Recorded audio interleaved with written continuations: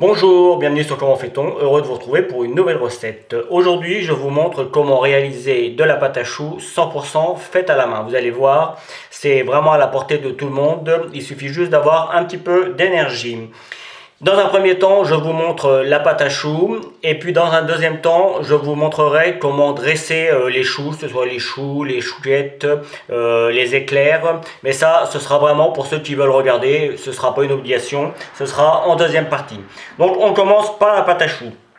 J'ai mis 25 centilitres d'eau dans une casserole assez grande parce qu'on viendra remettre la farine par la suite.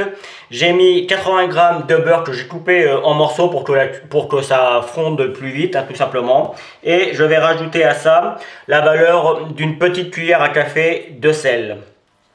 Et on met à chauffer. C'est parti. On mélange gentiment. En fait, on veut que le beurre fonde et que ça arrive à ébullition. Il faut que le beurre soit totalement fondu avant de rajouter la farine. Pendant ce temps-là, vous pouvez préparer 150 g de farine ainsi que 4 œufs. Ça, c'est ce qu'on mettra dans un premier temps. Peut-être qu'il en faudra 3, peut-être qu'il en faudra 5. Je vais vous expliquer ça juste après. Une petite information, si vous êtes là en train de regarder comment faire la pâte à choux, c'est que vous avez envie d'en faire. Donc à partir de cette étape, pour ceux qui veulent faire des choux, des éclairs ou autres, vous pouvez préchauffer votre four à 200 degrés. Il faut que le four soit bien chaud. Et quand vous les mettrez au four, vous baisserez votre four à 180 degrés. C'est une petite astuce que je vous donne. On a besoin également d'un grand saladier et vous allez comprendre pourquoi on a besoin d'un saladier aussi grand quand on va commencer à mélanger la pâte avec les œufs. Juste pour info, pour ceux qui se poseraient la question, je ne me suis pas trompé, on ne met pas ni de sucre ni de levure chimique dans la pâte à choux, ça gonfle tout seul. Quant au sucre en général, on rajoute de la crème sucrée et tout ça, donc la pâte à choux, elle, n'est pas sucrée. Donc là, le beurre est fondu avec l'eau, vous voyez, ça arrive à ébullition. C'est le moment où on va rajouter la farine d'un seul coup, d'un trait. Et alors au début, on fait attention parce que sinon on en met partout. Et puis moi, j'ai pris une casserole assez petite, mais quand la farine est bien mélangée avec l'eau, en général, ça suffit d'une casserole comme ça. Alors évidemment, plus vous avez de quantité et plus vous prévoyez une casserole grande, vous vous adaptez en fait. Vous voyez, et quand ça commence à prendre la forme d'une pâte, on commence à bien mélanger et bien casser pour éviter qu'il reste des morceaux de farine. Et à partir de là, on va faire ce qu'on appelle sécher la pâte. C'est-à-dire que, vous voyez, on la mélange bien comme il faut pour éviter qu'elle ne colle et qu'elle ne brûle. Et on la fait sécher en fait. On essaye de lui enlever un maximum d'humidité. Et ça a petite importance. Alors ça dure pas longtemps, ça dure 3-4 minutes, mais c'est vraiment important. Et ça, qu'on ait un robot ou qu'on n'ait pas de robot, de toute façon, on est toujours obligé de passer par là. Donc vous êtes obligé de le faire. Je vous l'ai dit, c'est à la main, la pâte à choux, c'est simple, mais il faut être... ça donne des bons bras. Donc là, je continue encore pendant une bonne petite minute. Vous voyez, la pâte commence à prendre une forme un petit peu différente. On voit, là, elle commence à devenir plus lisse. Il ne faut pas que ça accroche plus que c'est le cas dans ma casserole. Donc c'est vraiment important de mélanger sans arrêt, sans arrêt, sans arrêt. La cuisson est maintenant terminée. Deuxième étape. Alors évidemment, moi je suis obligé de faire la vidéo en même temps. Donc forcément, c'est toujours un petit peu plus compliqué. Deuxième étape, il faut faire refroidir la pâte. Alors normalement, je l'ai dit dans ma vidéo précédente avec les chouquettes, quand on fait de la pâte à choux au robot, on met la pâte dans le robot et on fait tourner le robot pendant quelques minutes et ça permet de faire évacuer ça permet de refroidir la pâte assez rapidement. Il ne faut pas que la pâte soit chaude pour ajouter les œufs. En revanche, il faut que la pâte soit tiède. Il ne faut pas non plus qu'elle soit froide. Donc le but, c'est de la mélanger encore. On peut la laisser refroidir aussi, mais ça va plus vite en la mélangeant sur les parois. Vous voyez, les parois sont froides, donc du coup, en la mélangeant, ça va la refroidir plus vite. Et dès que vous considérez que c'est suffisamment bien pour pouvoir mettre le premier œuf, vous pouvez commencer.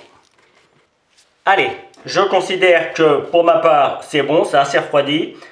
Pour les œufs, on va les mettre un par un. Alors au début, vous pouvez peut-être, si vous avez envie, en mettre 2.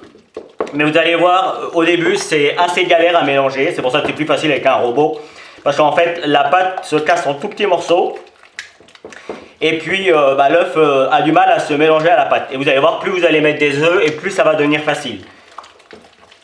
Mais ça, même au batteur, hein, ça fait le même effet, sauf que du coup, c'est le batteur qui travaille, pas vos bras.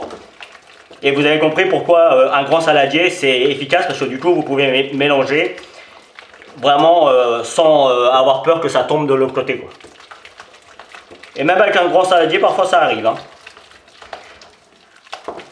Donc là, je continue à mélanger et je vous montre comment la pâte redevient quand on a fini de mélanger le premier œuf.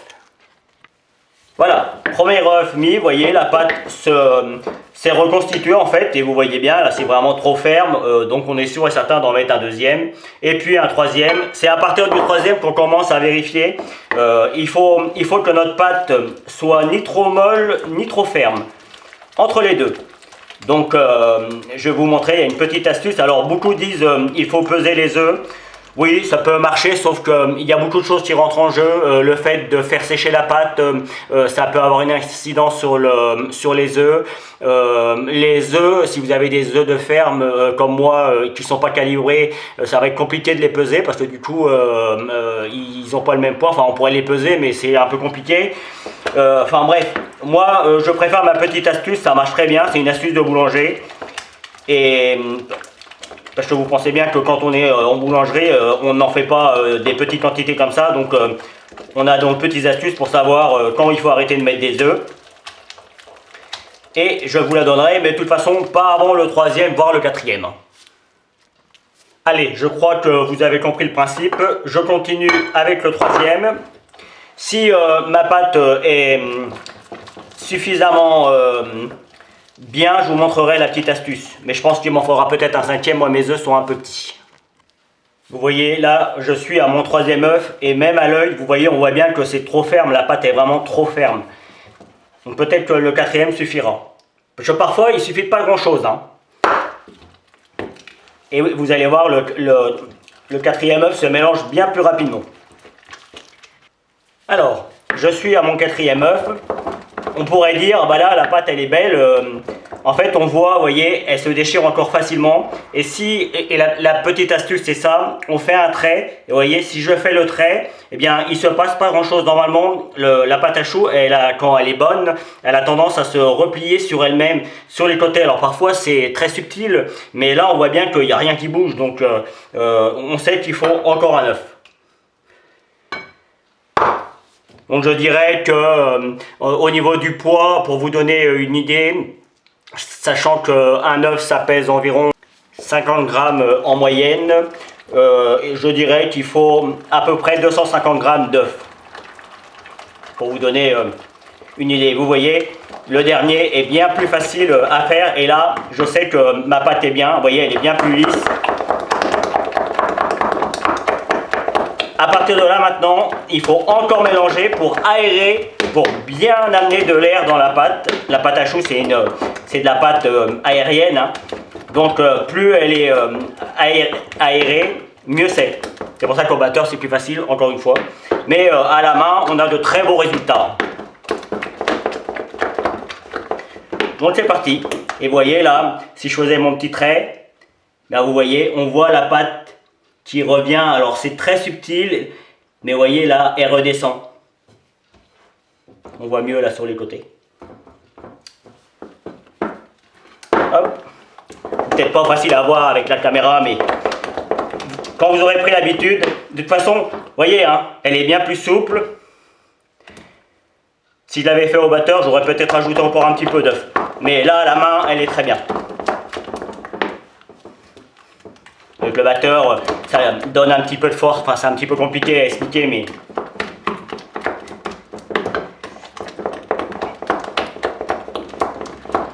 Allez, voilà. Et bien voilà, la pâte à choux est maintenant terminée. Pour ceux qui voulaient savoir comment on faisait la pâte à choux à la main, eh bien vous pouvez arrêter là. Si maintenant vous voulez savoir comment on dresse la pâte à choux pour faire des éclairs, des choux ou des chouquettes, eh bien je vous montre ça maintenant. Bien, Alors, déjà pour commencer, vous avez besoin d'une poche classique, hein, et d'une douille normale. Alors on pourrait prendre une douille cannelée aussi si vous voulez faire des effets sur vos choux, hein, pourquoi pas. Mais la douille simple suffit sans problème. Le diamètre c'est vous qui choisissez, mais là ça doit faire un petit centimètre, c'est largement suffisant, hein. Pas besoin d'avoir une grosse douille. Si vous voulez faire que des choux ronds, vous pouvez les faire, si vous n'avez pas de poche ni de douille, vous pouvez les faire à la cuillère. Ils ne seront pas parfaits, mais ça marchera quand même. Par contre, les éclairs, il faut une poche pour les faire. Sinon, c'est un petit peu trop galère. Donc, si vous voulez faire des chouquettes, je vais en faire quelques-unes parce que ça va vite, les chouquettes. On vient faire des petits choux comme ça. On vient prendre un petit peu de sucre gras et on vient les mettre dessus. Voilà, vous avez vu? Il faut pas faut pas que ce soit trop gros, hein, les chouquettes. Ça, c'est pour les chouquettes. Maintenant, on va faire des choux classiques. Alors, imaginons que vous voulez faire une pièce montée, par exemple. Vous voyez, on fait des choux un tout petit peu plus gros. On les monte comme ça, on arrive et hop, on monte, hop, on donne un petit coup. Et là, on a des choux classiques. Si vous voulez faire des religieuses, vous avez besoin d'un chou un petit peu plus gros. Et bien, même principe. On laisse un petit peu de place parce que évidemment ça va gonfler.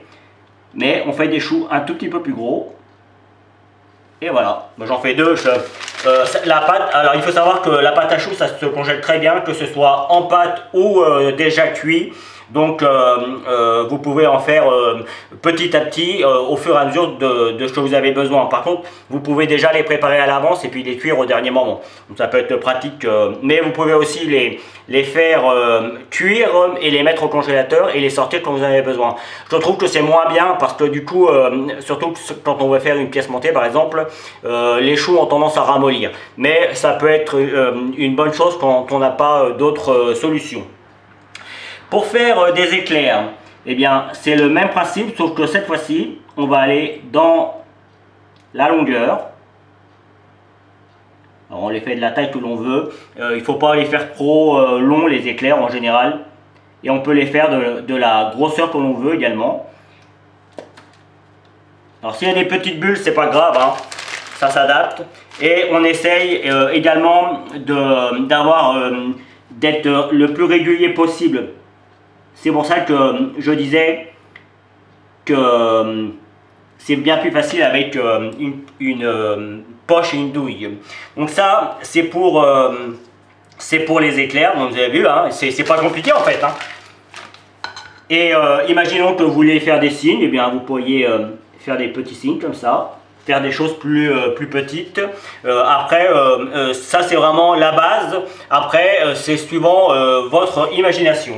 Donc, il faut savoir quand même qu'avant de mettre les éclairs au four, exception faite pour les chouquettes qui eux n'ont pas besoin d'être badigeonnés d'œufs, on prend un œuf que l'on casse et puis que l'on bat, et on vient badigeonner nos choux avec un pinceau.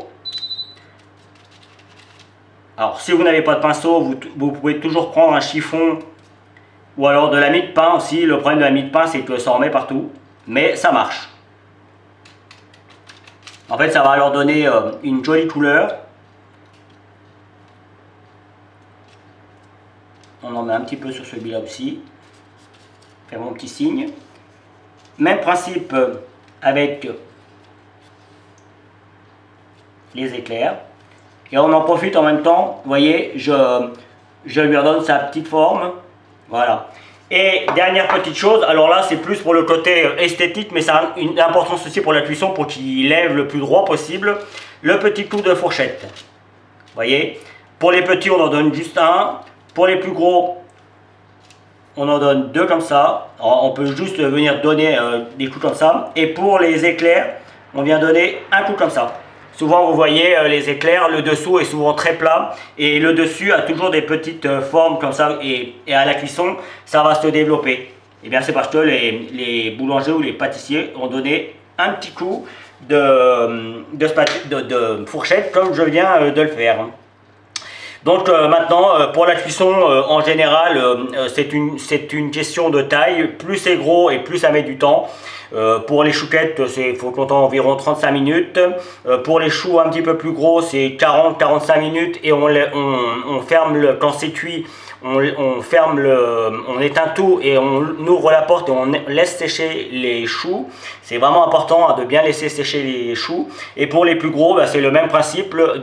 Beaucoup plus de temps de cuisson évidemment, mais par contre le fait d'éteindre le four et de laisser sécher les choux, ça marche également pour les plus gros.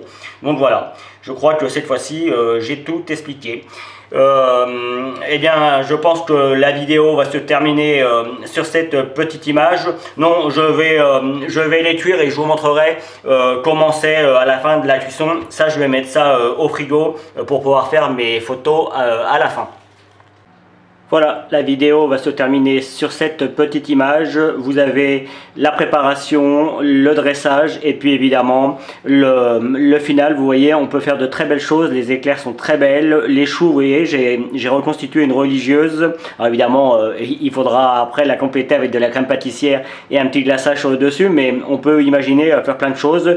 Les chouquettes, évidemment. Et puis après, je ne l'ai pas dit, mais évidemment, la pâte à choux sert aussi à faire des gougères par exemple ou d'autres choses en version salée. Ça marche aussi très bien. D'ailleurs avec ce qui va me rester, c'est ce que je vais faire. Donc voilà, j'espère que vous avez pris du plaisir à regarder cette vidéo. J'ai pris comme toujours beaucoup de plaisir à la réaliser.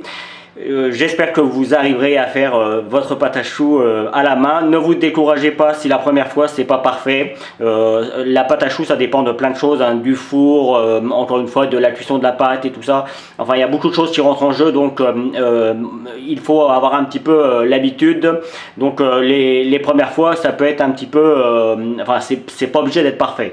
Donc de toute façon je vous rassure, même les professionnels, il arrive parfois que soit parce qu'ils ont trop l'habitude ou voilà, il y a un petit défaut, c'est pas parfait non plus. Donc voilà, on va reprendre parce que ça va.